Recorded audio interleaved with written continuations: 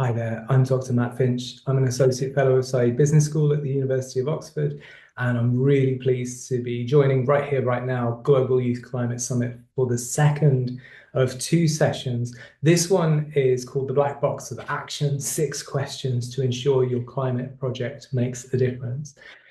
In my role at the university, I teach and research and help people make decisions under conditions of uncertainty. When we're not quite sure what's going to happen next, how do we make a really good decision? How do we make a really wise choice?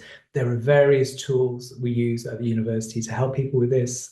One of the most significant is scenarios, which are visions of what the future might hold. But today I actually want to talk about something which is based on work by another scholar called Vega Zagia Roberts. And this is a woman who says, whenever we get together in a group to do a job, any kind of organization, from a school to a business to a project team to a family, we put something into that group, the group does its work, and then something else comes out the other side. It's almost like a black box. You put something in, it does its work, and something comes out the other side. And that's why a project or a team or an organization makes a difference in the world. And what I'm going to do is help you to think about a project you're undertaking and just really, really testing at the outset, what are we putting into it? What are we expecting to get out of it? Some other questions about the context that the box is working in, and then also saying, what are the pressures on us as the people running a project? What are the things that might affect us? And what I hope is, just by running through 6 simple questions, it will help you with your planning and help you to ensure that your climate project makes a real difference. So the diagram we're going to be using is this simple. It is a black box with an arrow going into it and an arrow coming out the other side. And as I said, what we're doing here is we're taking the perspective of pretending that any project, any team, any organization, any group of people who get together to make a difference in the world, you can pretend they're a black box like this. Something goes in, something comes out the other side, and a difference is made in the world. What I'm going to suggest you do, if you decide to use these 6 questions, take a big piece of paper, draw a box like this in the middle with an arrow going into it and an arrow coming out the other side. And of course, you'll have thought about the project you're doing this for, or the organization you're doing this for. It could be a school, it could be a government agency, it could be a very specific project, even a very local one. You can think at the outset, what is being put into it, what comes out of it, and some of the implications that are around that. So when you've drawn your piece of paper and you've got your box, guess where we're going to start? Right there with that question of what is being put into it. And that includes things you can easily measure, like time, money, effort, but it's also things like people's hopes, people's expectations. You can have every possible answer to that question, stick them there on the left-hand side of the box in response to that question. When you think about what is being put into your project, answer that question every possible way you can. Think about the answers you come up with, see the answers your friends and colleagues and fellow students and collaborators come up with. Notice how people might have different perspectives, but right at the outset, what is being put into it? It can be really specific. This much money, this many hours, this many days, one whole term of work. It might be something that's really general, like our dreams of a better future, our dreams of a safe, pleasant community to live in. But what is being put into it? Answer that question every single way you can at the outset, there on the left-hand side of the box. And then you will not be surprised to know that the second question sits on the opposite side, there on the right-hand side. What is expected to come out of it? What is expected to happen as a result of your project doing its work? What are the outcomes? What are the goals? What are the targets? What is the difference this project is going to make in the world? How will the world be different when your project has done its work? Have a really good think. And there might be very specific goals and targets that you've made. There might be other things where you say, actually, this is just a general expectation of what will change. It could be a change to how people feel as well. All kinds of things might be expected to come out of it. And once again, come up with your own answers, see what the people around you say. But here's where it gets really interesting, because some of the things we expect to come out of projects are not necessarily things we want. If you think about the Olympic Games, or you think about top class soccer, athletes get injured. We expect that to happen. That's why we have sports doctors. That's why we have sports medicine. That's why we have first aid and stretchers ready on the side of the sports pitch. We expect there to be some injuries as a result of top level sport. So, in the same way, there will be things in your project that maybe aren't desirable, but they're going to happen. They could be side effects, they could be byproducts. Have a real think and say, what is expected to come out of this? And then when you've got that, your third question is this: how did this project arise? Why is it happening? What's the history? What's the backstory here? How is it that we ended up doing this project at this particular time and this particular place? And maybe you know the exact answer of why this project exists, or maybe it's a chance for you to be curious and investigate. What's the backstory here? What's the history? What was the run up to us undertaking this project? Is it something that our school or our community does every year and it has done for 10 years or 20 years or 30 years? Is it something really new? Is it tied into the UN Sustainable Development Goals? Is it tied into something else? How did this project arise? Think about the history and look at the past. And then when you've spent some time again comparing your answers, coming up with as many different possible answers to this question, the fourth question is this: what is resting on this project? And this is a slightly different question to the one on the right-hand side. The right-hand side is what comes out. This says what is resting on the project. If this project wasn't here, what would fall through? What would have to take its place?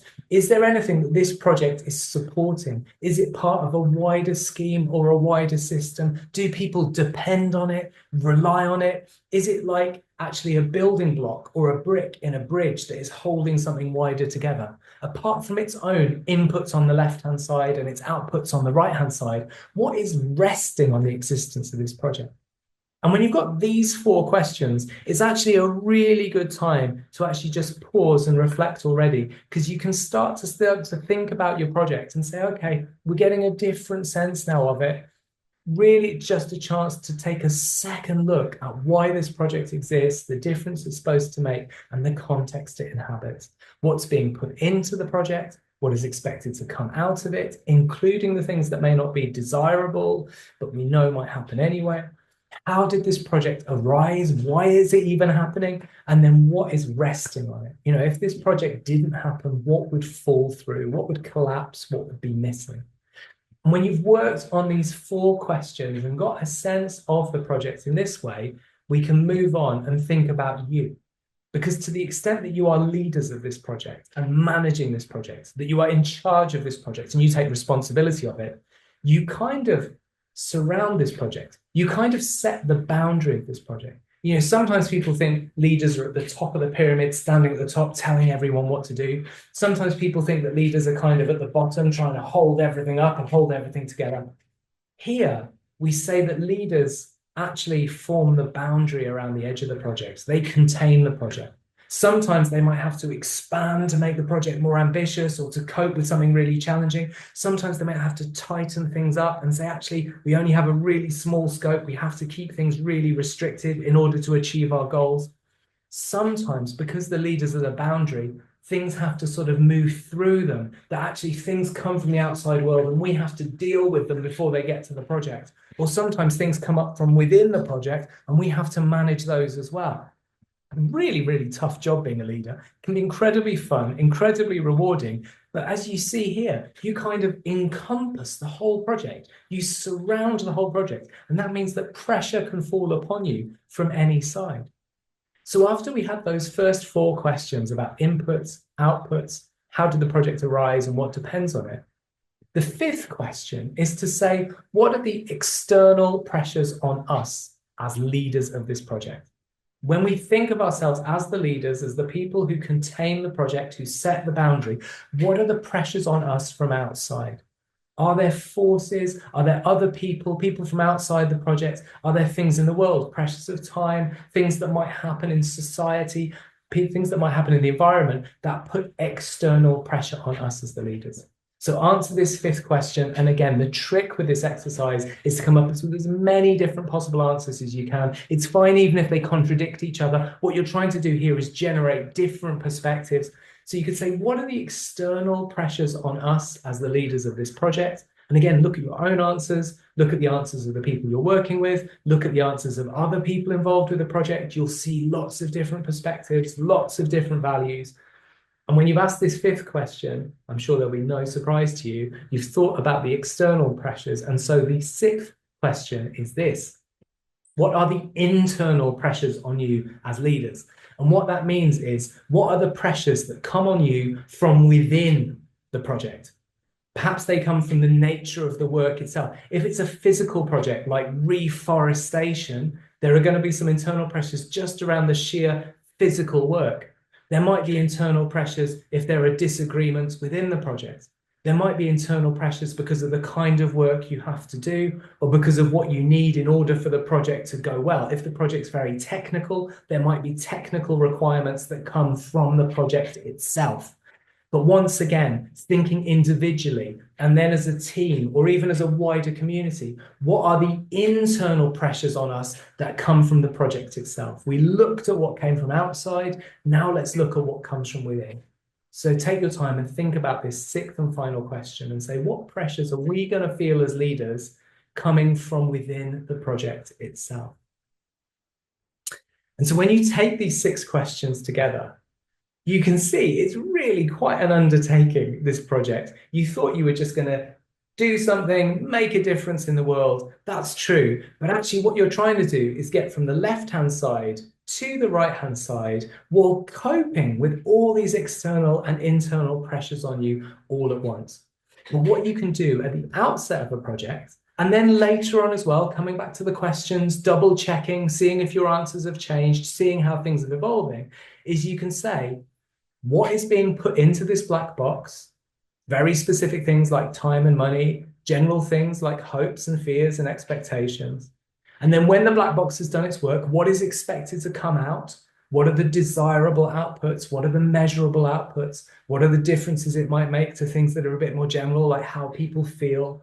Are there things that are undesirable outcomes, but they're still expected, just like sports people getting injured?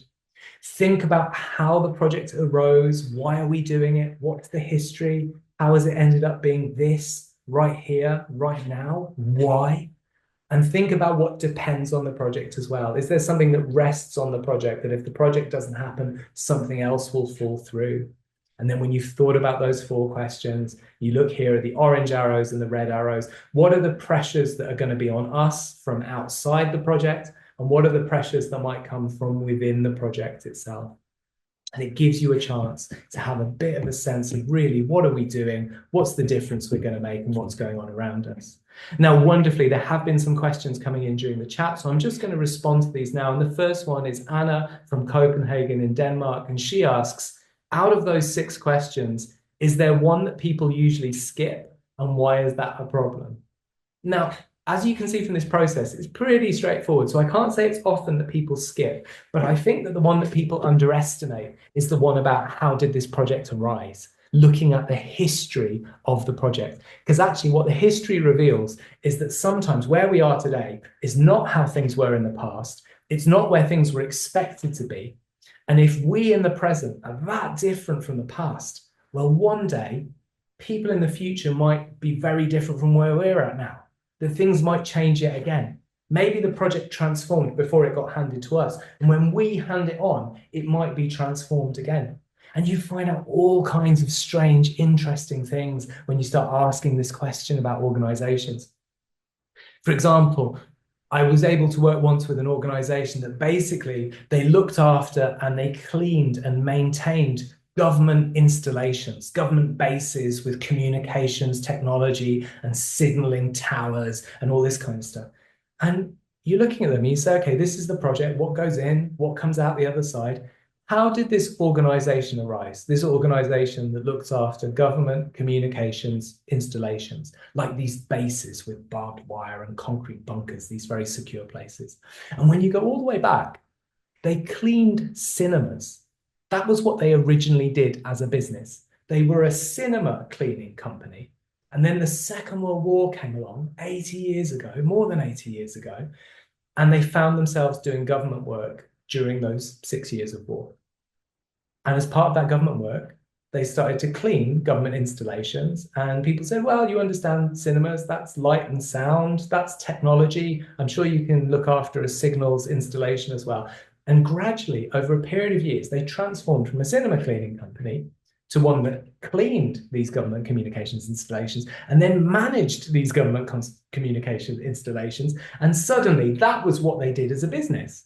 And you say, well, you ended up over here, but you started there. If you go back to when you were a cinema cleaning company and you said to people, oh, in 20 years, your job is actually going to be to look after government communications, they'd say you were crazy. That's how much things can change, not just in terms of what we do, but who we are, this question of identity. So for me, Anna, I think it's really interesting to look back at the past and say, how did this project arise? Why am I doing this project today? What's the history? Because actually, when we look at what came before, it can help us think more adventurously and more expansively about what's next. The next question here is from Radu in Romania. And Radu says, if we don't have a lot of resources or time, how can we still use this framework to guide a small school or community project? Well, I hope you can see, Radu, the 6 questions are really, really simple. Like, you can take time over them, you can consult lots of people, have multiple answers, really think, take your time, check your answers over and over again and make a really expansive diagram. Or you can answer these 6 questions pretty quickly. The reality is it's meant to help people make decisions in a practical way and be useful. So if the truth is we've only got a small amount of time, go through the questions more swiftly. If you have longer, you will get deeper, richer, more intriguing, provocative, and useful answers. But these 6 questions can be answered swiftly as well as in depth. And whichever way you do it, there will be some benefit. Isla from Glasgow's question is next, and she says, how do you suggest we measure the actual impact of our climate action projects rather than just the effort we put in? It's another really, really good question. And I think it's really about looking at that right-hand side of the black box diagram and saying, really, what is the difference we are making in the world? Before this box does its work, what is the situation? And then after the box does its work, what is the difference? And what we're looking for is a way of measuring things that we can reproduce, that we can compare, that we can standardize. If you want to measure things in that quantifiable way, you need something where you can say, okay, we've made this much difference and it is something we can measure in a useful way. But the truth is the difference we make in the world is often much more complicated and nuanced than that. And it can involve, as we saw, the things that depend on our project, as well as the output from our project as well. It can involve the top of the box as well as the right-hand side. But what I would say is what you're really looking for as well, always, is what is the thing that existed in the world after the project was done that wasn't there before? And I give the example again of sports. When you think about the Olympic Games, we put training and money and effort in, and the athletes compete. And then on the outside, we get medals, gold, silver, and bronze. But we also get injuries. We get winners, but we also get losers. We get big events with enormous spectators. We get people watching online and on television as well. We get these outputs. Some of them are very measurable. Some of them are about things like how you feel when you see that person on the winner's podium or when they didn't make it to the winner's podium. How a country feels when it sees one of their athletes succeeding. I was watching recently, I think it was Guadeloupe, someone taking a silver fencing medal for Guadeloupe. And people from Guadeloupe were going absolutely wild at this victory and seeing this athlete on the podium. And it was such an exciting moment. Not everything is measurable, but what we are looking for is a genuine difference in the world, something that was there afterwards that was not there before. And as I say, you can look for things that can be standardized, that can be compared, that can be repeated, that can be made regular. You can look for things that are quantifiable. But that is not the whole story. The question is really, what difference is your project making in the world in every sense? Final question is from Nico from Turin in Italy. And Nico said, have you ever applied these 6 questions to a project and had your thinking completely changed as a result? It's such a good question. And I wish I had just like one really simple anecdote that would sum it all up. But I think it's really that when people understand that the leader is the boundary that goes around the edge, it changes everything. It's not just that like you're steering a ship. It's not just that you're somehow standing at the top and you're in charge of everything. It's recognizing that you are going to feel all kinds of pressures and all kinds of emotions because you've taken on this task. And I think, particularly because we're here at the Global Youth Climate Summit, I think it's this challenge of taking on the responsibility of really trying to do something that helps with what's going on with the climate, with what's going on with the global environment, but also recognizing that often a lot of pressure is put on young people to be the voice of hope, to be the face of change, to be the people who are going to do things differently from what has gone before. That is, of course, one of the great gifts of youth, but it can also be an enormous expectation. It's like the older generation are looking to you and saying, okay, then save the world for us. And the truth is, everyone has to work together. Every project has a history and has things which depend on it. Some of the things which come out from a project will be like gold medals, and some of them might be like an athlete with a twisted ankle. And to be really good leaders, really good custodians, and to make a real difference in the world, we have to be honest about that and realistic about that, and not just make hopeful decisions, but make really wise decisions, ones that are really going to bring benefit over time. And what I hope is that these 6 simple questions just give you an insight into what it means to lead a project that makes a real difference in the world, and to understand how leadership can affect us emotionally. It's a great privilege. It's a great challenge. The absolute best thing I ever heard said about leadership was by a consultant called Patrick Mandicate, who is from the UK, who is like a psychologist. He worked a lot in the UK prison system. And I was working with a group and we were really stressed out exactly about leadership. Who's in charge? Who's going to take responsibility? I don't want you making that decision without consulting me. The group was getting really tense, excessively tense for the level of conversation we were having. Patrick came in, he was giving us some advice. And he said, leadership is just a tool. You can pick it up when you need it, and then you can put it down. You can hand it to someone else. You know, it isn't forever. It is something you take up for a period of time. And the truth is, you can only be a great leader if you have followers. And that means we also need to understand how to be good followers as well as good leaders. People who can support who has to make the decisions, people who can offer a critical perspective, people who can challenge, but people who can also deliver. And that gets into a whole big wide world of really exciting stuff. Some of you may go on to research and teach and practice in this field. There's this amazing field, psychodynamics, which really means studying what goes on within us and between us when we work together, when we work in organizations or communities or groups. And to me, it's one of the most exciting things you can study. It's a really, really thrilling thing to be involved with. These black box questions are just a way into some of the beginnings of that ways of thinking, of saying, okay, we have a project. It's meant to deliver something. What's put in, what comes out, what's the history, what depends on it? And if we run this project, what are the pressures we are going to feel from outside and inside? In that way, every time I use this box, Nico, I see something completely different. And I see something fresh and something exciting, and I hope you will as well. There is a brilliant Norwegian psychologist called Ellen Ramvey, and she says to learn is to get involved with what one doesn't know.